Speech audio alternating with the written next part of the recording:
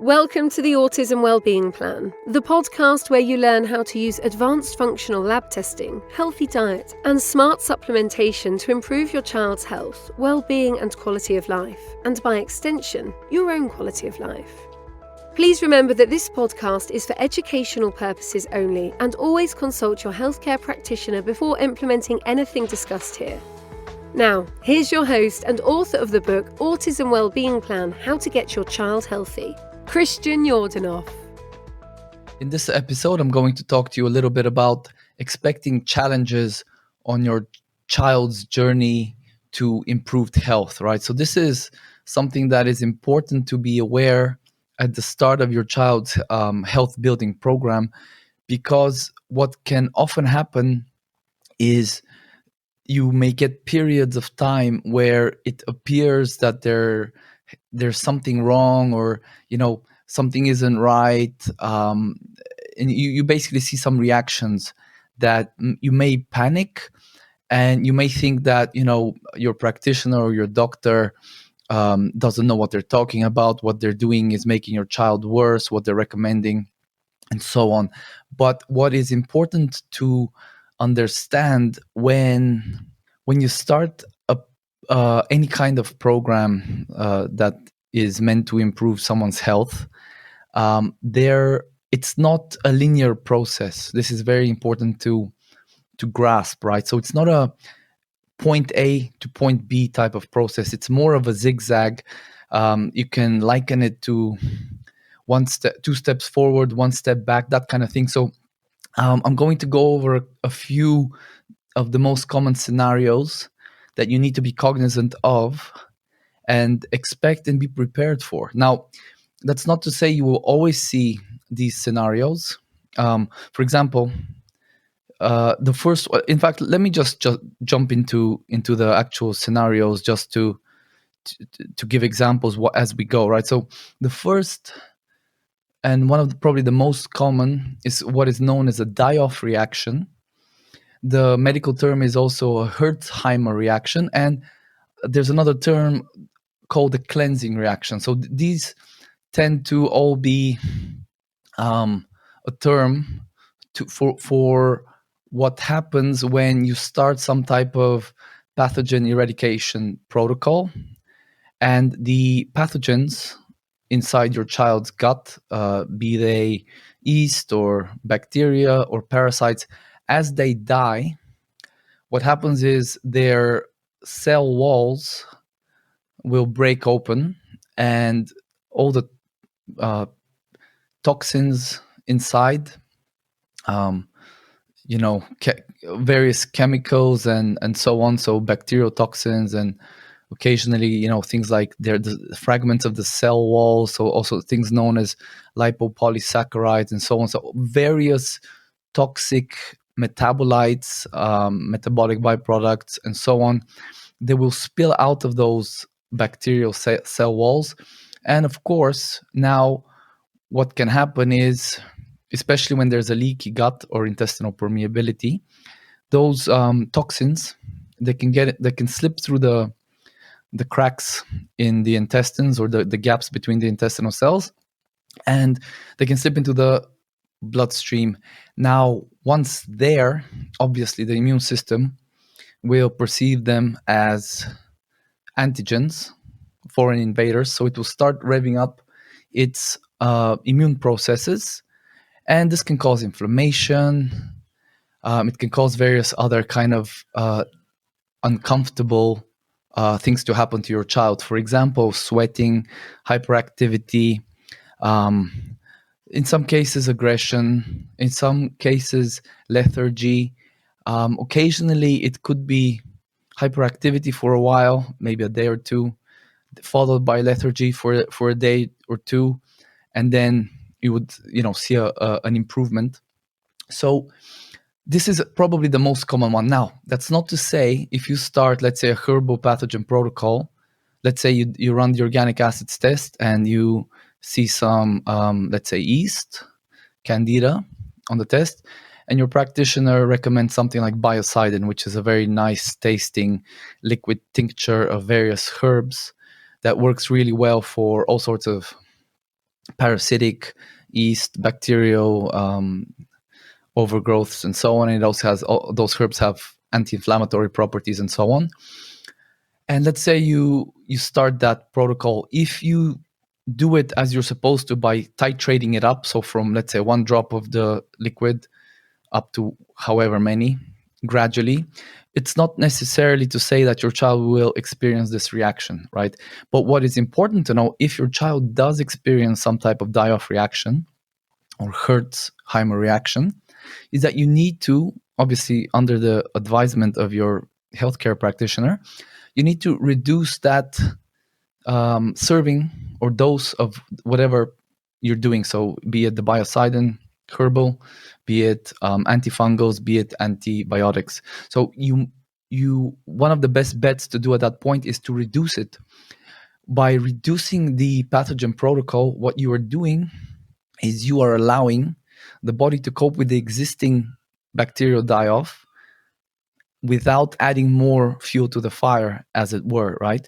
So after the body clears out this, let's say you reduce it to half, after the body clears out the current load of bacterial toxins and so on, then you can start gradually increasing it again. And now the body, theoretically, what should happen is now there's less of a burden of these pathogenic organisms. So now the body has less, basically, gunk or toxins to clear out. So that's the most common die-off reaction, right? Now, in these instances, what other things are important to consider? So obviously you want to keep your child well hydrated, and you want to keep your child pooping regularly. The last thing you want them is to be constipated, right? So in these instances, obviously, liquids, water, and what can help is magnesium citrate, which is a form of magnesium that can loosen stools. It can kind of help the bowels keep moving, right? So you may consider adding some magnesium citrate in those times to keep your child's bowels moving.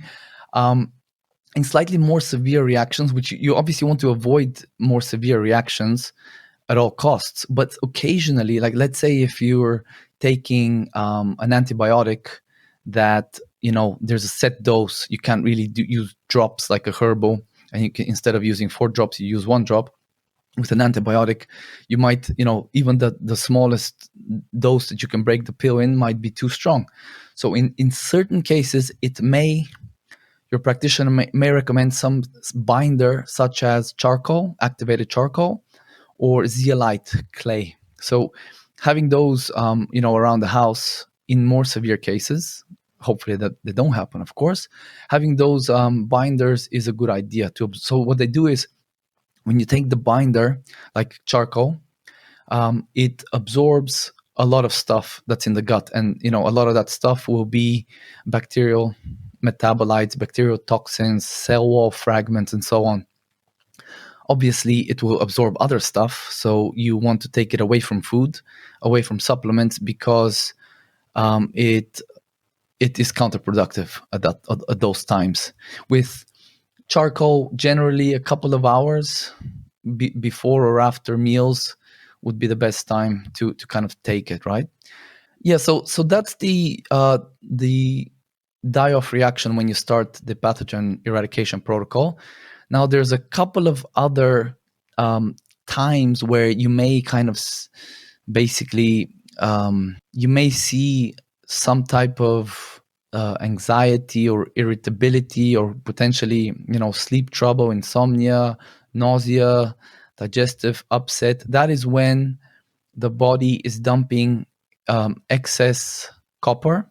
So as I've covered in previous episodes, and will continue to cover in future episodes, this is one of an excess of copper and a low zinc is the most common imbalance in autistic children. And generally, how that would be addressed is, let's say you run the blood test and the hair test, you see there is an imbalance in copper. Generally, what is done is things like vitamin B6 and zinc are added to the protocol, to the supplement protocol. Now, when you add the zinc, that acts as an antagonist to copper, and the body starts pushing copper out of various places. So copper can bioaccumulate in the liver, in various organs and tissues, including the brain, right, where it can cause significant amount of damage because it's a pro-oxidant. It can cause oxidative stress when in excess. So when you add zinc to the protocol, this is why it's so important to work with a practitioner, because you don't just want to randomly start supplementing things that could potentially cause this kind of stuff, because you might be like, what is happening, you know? So anyway, you add the zinc to the protocol, and at this point, copper starts getting excreted, and this can cause a variety of symptoms for a while. In some cases, it can last quite a while, especially if there's a huge accumulation of copper. Now, I've seen women in their 30s and in their 50s go through a process of excreting copper, and it has been a very uncomfortable process for them, right? So in one case, I remember testing many months after seeing the high copper on an initial hair test, testing it, I think maybe 9 months later, the copper was still very high, right? So that generally means that there was a lot of copper being accumulated. Now we're talking about a person that's nearly 60 in this case. So there was a lot of copper being accumulated over a significant period of time, many years and decades. So this process definitely was going to not be, a week or too long. And I remember at the start of the process, when we actually noticed that the hair copper significantly increased, the lady had a lot of, sweating and just kind of emotional. Let's just say, how do I say it? Just emotional ups and downs, which is very common with copper excess. And what happens when you start dumping the copper, you temporarily exhibit the symptoms of a copper excess. And these are generally anxiety, irritability, insomnia, even skin problems, as I mentioned, digestive upset. So definitely there was a lot of very variable sweating at night, so on. There was very variable symptoms for a time until a significant amount of that copper was excreted. So with autistic children, obviously they haven't had many years and decades to bioaccumulate copper, but they are still going to, at one point, need to excrete that copper, through the poop, through the bile, through the sweat, whatever, through the hair, whatever way the body thinks is best, right? But generally what you do when you push something out of the tissues, it has to go through the blood on its way to being excreted. And this is where the biochemical imbalances occur for a time, and this is what can cause these symptoms. The same story I'll cover in a second with heavy metals, right?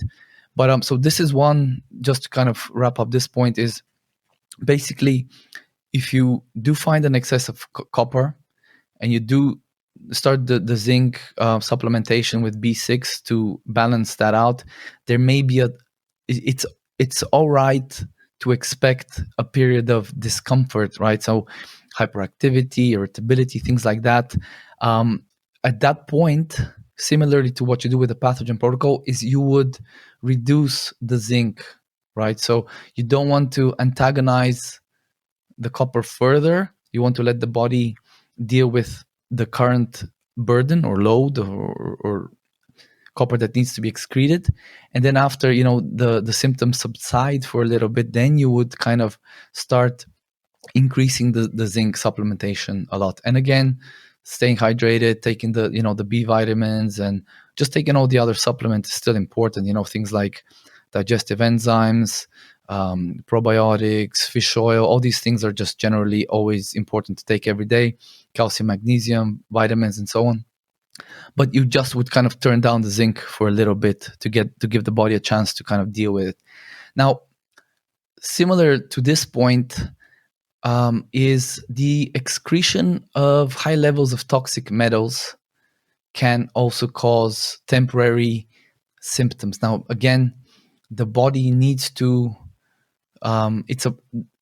generally heavy metals are quickly sequestered away from the blood. The body, kind of pushes them out. And unfortunately, the blood is buffered to very tight ranges at the expense of the tissues. So generally, those heavy metals will make their way into organs, tissues, even places like the brain, the liver, kidneys. And what will happen is when you start, getting the person healthier, adding minerals, things like again, zinc is a big catalyst for this. When the body has newfound energy to start excreting these heavy metals, the person might get this temporary kind of symptomatology, right? Until the body deals with the burden. It can come in phases, right? So it's this is where the 2 steps forward, 1 step back kind of example really makes a lot of sense, because when you think about it, and I've noticed this with my adult clients, right? Is you put someone on a very good diet, take out the foods that they're sensitive to, and then you add a few supplements, one at a time. But these are really powerful supplements. They might just be amino acids, vitamins, and minerals, but they're very powerful. And you add these, let's say, 5 to 10 supplements, and the person starts feeling really good for a while, like a lot of energy and so on, and then bam, suddenly they're almost they almost lose all the hopes, like what happened, this program is BS and so on. And what is actually happening is the body is now, with its newfound energy, it's cleaning house, right? So at this point, if you do, for example, a hair test on a person like this in this point, and you take very little hair to see what's been going on, let's say you take about a centimeter of hair, that's about a month, right, of history of the metals and the minerals. If you take this hair right now, at this point, what would generally happen is a lot of heavy metals will be shown to be excreted. And in certain cases, especially with women, and especially with autistic children, the copper generally shoots right up. The body's excreting it, right? So seeing heavy metals, a lot of heavy metals on a hair test at this point is actually a great thing. It means the body's pushing it out. In very occasionally, very, very rarely, it just means an increased toxic metal burden. But more often than not, it just means the body's using its newfound energy to push all these toxic substances out of it every which way it can. So through the urine, through the poop, the bile, which eventually ends up as poop, sweat, through the hair, and so on, right? So it like I said, it will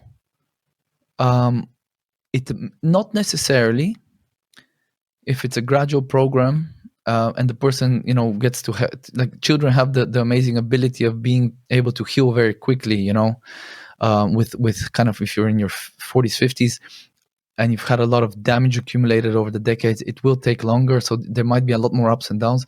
With children, generally, they might have like one kind of week or a few days of kind of lethargy or hyperactivity. And generally, if the burden isn't massive, they would tend to get better much faster, right? And kind of get back to normal. So this is like the 3 main ones, right? So bacterial die-off, when you do the pathogen eradication protocol, generally at the start, or if you crank it up quite a lot very quickly. And then the excretion of toxic metals, and when there's an excess of copper. So like I said, not necessarily that it will happen, but it's important to be prepared for these times, and have the tools in your disposal, the tools in your arsenal to deal with it. And what are the tools again? So obviously the basics are hydrating your child, keeping them pooping regularly, a lot of cooked vegetables, kind of soups, things like that, just to keep the bowels moving. Other tools, strong nutritional program, all the daily supplements to support digestion, to support brain development and brain function, multivitamins, B vitamins especially, minerals. So those are the tools, and then those are the basics. And then in slightly more kind of like I said, severe die-off reactions, having the binders like charcoal and zeolite clay, having the magnesium citrate to keep your child pooping regularly, knowing to reduce the pathogen protocol, or reduce the, let's say, the zinc or the minerals that are causing this dumping of the toxic metals. So just reducing, working with your practitioner or your doctor to reduce the program during this kind of period of stabilization. So that's important to know, right? The final one I just want to cover is you may remember I was talking about oxalate's role in autism, and the low oxalate diet and so on. So very briefly, oxalates are these kind of organic acids found in many, especially plant foods. And what they can do is they can bind with minerals in the body and in the gut, and they can create these oxalate crystals that can lodge themselves in various places, the muscles, organs, the skin, even the eyes and the brain in some cases, and kidneys. They can form kidney stones. So oxalates are very often elevated in autistic children, and the easiest way to test for that is the organic acids test has a marker for oxalates, right? But generally, when you do find high oxalates, what you would do is, obviously there's a few supplements, the antifungal protocol, and you would start the low oxalate diet. And you, as I mentioned in that episode, and I'll probably re-record it with this new microphone, but you want to reduce the oxalate content of your child's diet very gradually, something like 5 to 10% a week. So let's say the first week you just take the spinach out, second week you might reduce the wheat products. So very gradually, because what can happen is when you suddenly take away the oxalate containing foods, the body may start just kind of dumping it all out of the tissues, and this can be an extremely uncomfortable process. So it can cause similar discomfort and symptomatology similar to like any other cleansing reaction. So sweating, irritability, anxiety, insomnia, even aggression, and even with oxalates, it can cause a lot of pain, right? So this is very important to never get yourself in that situation. If you ever do decide to do the low oxalate diet, you definitely want to follow I think lowoxalate.info is the best place to kind of get the requisite knowledge to do the diet. But you just really want to take your time with it. Like I said, 5 to 10% per week. You never want to find yourself in this situation where your child's body is dumping oxalates, and it's an extremely uncomfortable process, and you're worrying about it. So just to wrap things up, you want to avoid these extremely challenging situations, but a little bit within reason is okay when someone's health is improving and their body is getting rid of substances or compounds that do not belong there, like bacterial toxins, excess copper, aluminum, mercury, cadmium. So it's not getting healthy is not all, it's not a walk in the park. And as I mentioned, kids, in a sense, you're lucky because kids generally are just, their metabolisms are much faster, and they can really respond well to nutritional programs and so on. With adults, like I said, I've had clients for months kind of going through ups and downs. But generally after 9 to 12 months, even like pretty, some would consider intractable cases, after 9 to 12 months, generally you see tremendous improvement, unless there's some serious problem like Lyme disease or chronic mold, or just some kind of unidentified problem like genetics or mold is a fairly kind of common example, where the only way then to get themselves out of the situation is to move house and just do these really long sauna protocols and cleansing protocols. But in most cases, especially with smaller children, you want to kind of you don't really want to see these challenging periods be more than a day, 2, 3, 4.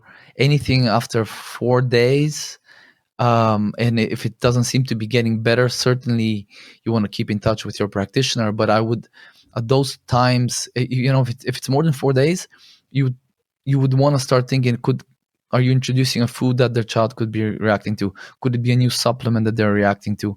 Could there be a sudden exposure to toxins like heavy metals or chemicals? Let's say you were in a different place and there was like a newly introduced environmental variable that could be causing this, right? So I think about 3-4 days is where you would start to be like, okay, there's some deeper investigation that needs to be done here. But generally, like I said, a couple of days of irritability or hyperactivity, you would seriously just want to consider, is this because the protocol is working, and is it of a level that is comfortable enough for my child? And obviously work with your practitioner in those times, just to kind of augment the protocol during those times. So I hope that this kind of gives you a little bit of another viewpoint on how a healing or health building program or process should look. And of course, it's not ever something as simple as changing the diet and sleeping more and eating better and taking supplements.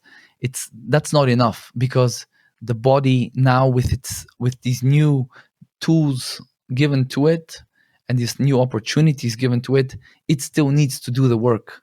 And it will do the work if given the right circumstances, the energy and the substrates and the minerals and the vitamins and the amino acids and sleep and so on. It will do the work. But it's like, if you can picture like a spring cleaning, when you clean out the house from top to bottom, well, until you get that at the end of that day or weekend, until you get that beautiful, clean house, that entire process has been pretty messy. A lot of dust and rubbish has to, come up and be thrown out and so on. So it's a similar way when we're dealing with, lodged heavy metals and bacterial toxins, and it's just it's a process, so it's important to be prepared, to understand that it's a part of the journey, but definitely you want to control it and make it as comfortable as possible for your child as you can. So I hope that you found this episode helpful, useful, and I hope to see you on the next one. Thank you for listening. Thank you for listening. Please help us to spread this vital information by rating the podcast on iTunes and sharing it with others who may find the information useful. For further content and resources, go to christianyordanov.com. Don't forget to pick up your copy of the book Autism Wellbeing Plan today, available on Amazon.